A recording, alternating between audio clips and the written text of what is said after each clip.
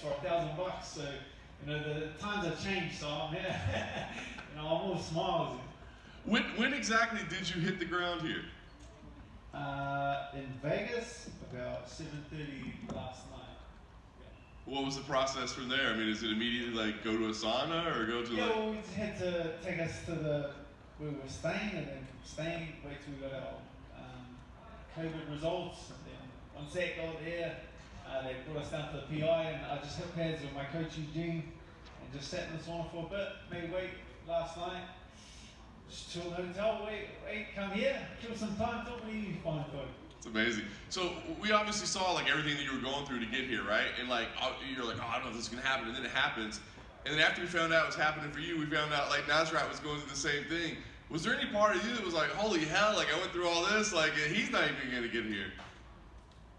When it came to his position, I was like, man, I was just smiling. I was like, this is comedy at this point. Like we've gone like too far, but it was pretty funny to see him copy my playbook and post it up and get the social media thing behind it, because it does. It's funny how it gets the ball rolling, because I'm 100% confident that it got the job done for me and got me my visa. So I don't know if it got him his visa, but it sure sped the process up. It's amazing. So I think all of us have been like, dude, if you guys want to fight at like welterweight or middleweight or light heavyweight, whatever you want. I mean, was there any thought at all of like, hey man, we need to change the weight class on this or whatever? Nah, not for me. Not for me. I made the agreement when I signed the fight to make the weight. It's just no question to it when it comes to me. Show up on weight. I agreed to come at this date. I agreed to be on this weight. I don't see why changing the travel time would change that. Last thing for me, obviously you're about to weigh in. We don't want to make this too tough. I don't want to make a big political statement or anything like that. But I mean, will this change anything? Like, I mean, will you consider relocating for a little while, or I mean, obviously this has been a struggle. I'm sure you don't want to go through it again. So, will this affect your career for the time being, as far as what you do moving forward? Definitely. We've definitely had the discussion as a team now. Like, there's a lot of different people who've been talking about it or thinking about it.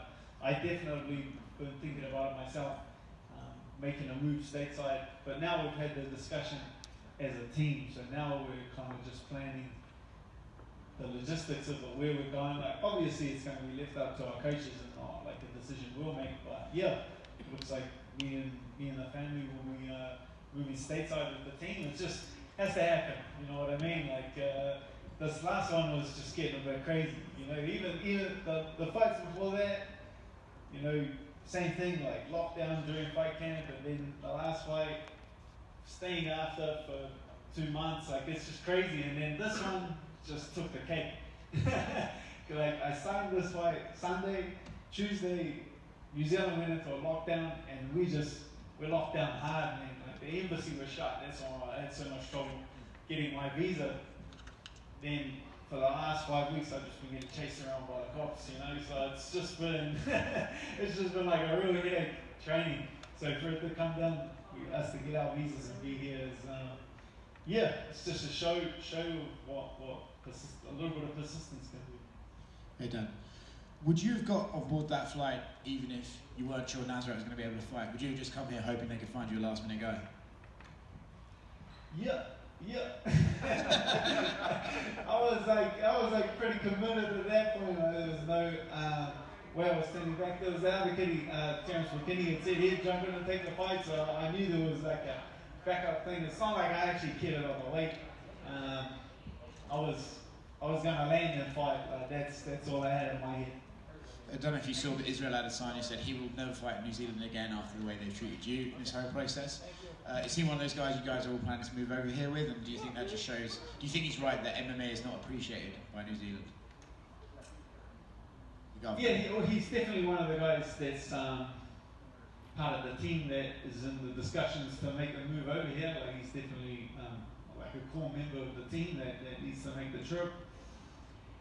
He's just speaking from his heart, and he's just sharing his frustrations about the situation. For me, I just feel like the MIQ thing in New Zealand needs to be solved in general. He's kind of just speaking from his heart, which is like all credit to him. You need to speak from your heart sometimes. But he's like kind of just cannibalizing other sports teams. Like, oh, they're getting. I think it's bigger than that. I think the problem is like all people that make a living in New Zealand overseas being put in the same bubble as, you know, Kiwis that need to get home. There's Kiwis that have been stuck overseas for the last 2 years that have missed funerals of dying family members and stuff. Like, I don't feel like sports people should be in the same pool as that. I feel like they should take the priority in the MIQ, and then there should be a completely different system for like people that need to travel internationally to earn a living. Thanks, man. Dan, you said you're going to move over here. Is this going to be a permanent move for you and your family and your team? Just until this thing blows over in New Zealand. Like at the moment, the way it stands, like right now, it's come to the point where it's impossible to come and go. They just changed the system to like a lottery system, and they had 27,000 people get in for like 3,000 spots. So it'll be pretty hard to call up from someone and be like, hey, fight, and then call them back and be like, yeah, I didn't win the lottery this time.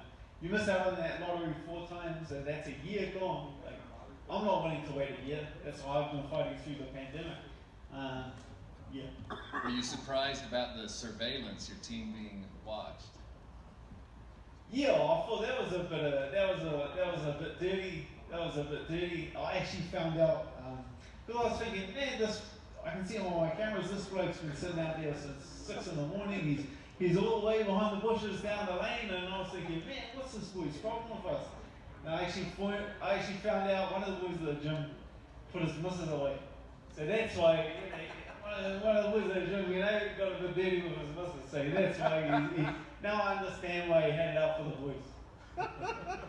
Thanks, guys.